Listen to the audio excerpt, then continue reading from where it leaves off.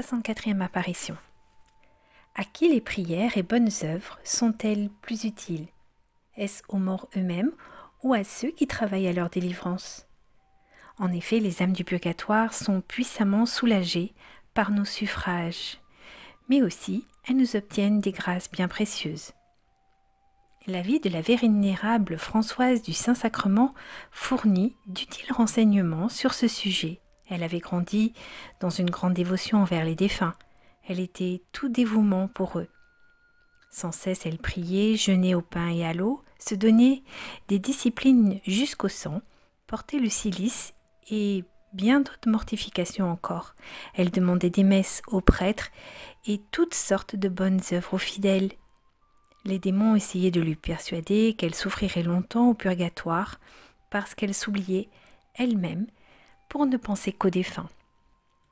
Mais ceci lui apparaissait et l'assurait qu'il lui rendrait tout au centuple. Les âmes lui apparaissaient souvent.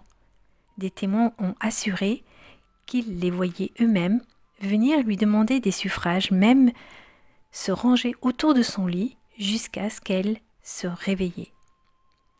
Elle lui disait que leur tourment était adouci rien que par sa présence. Ne croyez pas que dans vos apparitions, vous soyez le jouet de quelque rêve ou de l'illusion du démon, disait-elle.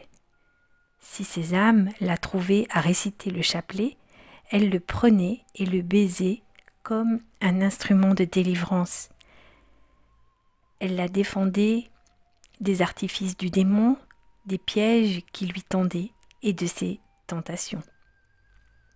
Pour la toucher davantage, elle lui apparaissait souvent accompagnée des instruments de leur péché devenus ceux de leur châtiment.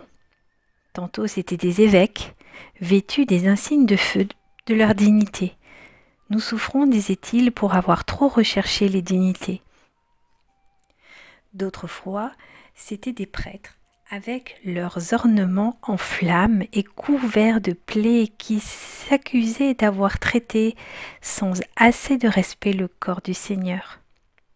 Un religieux se fit voir entouré d'objets précieux, rougis au feu parce qu'il les avait rassemblés dans sa chambre, contrairement aux règles du monastère. Elle vit aussi un notaire de Soria avec tous les insignes de sa profession, papier, plumes, encriers, tout brûlant parce qu'il avait fait des actes injustes. Il avait aussi des cartes en feu à la main en punition de son amour des jeux à l'argent. De plus, une bourse de feu collée à ses mains lui faisait expier ses vols. « À ma mort, dit-il, j'aurais été damné si le bon Dieu ne m'avait pas donné la contrition parfaite. Mais je me suis condamné à un très long et très douloureux purgatoire.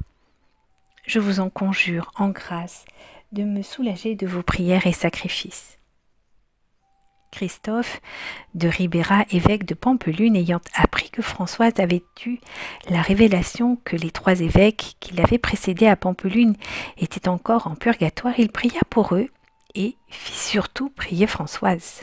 Une nuit, ces 3 évêques apparurent à cette grande servante de Dieu pour la remercier, puis s'envolèrent au ciel. Si des évêques, prêtres et religieux sont si sévèrement punis de fautes légères, qu'en sera-t-il pour la plupart des chrétiens ordinaires?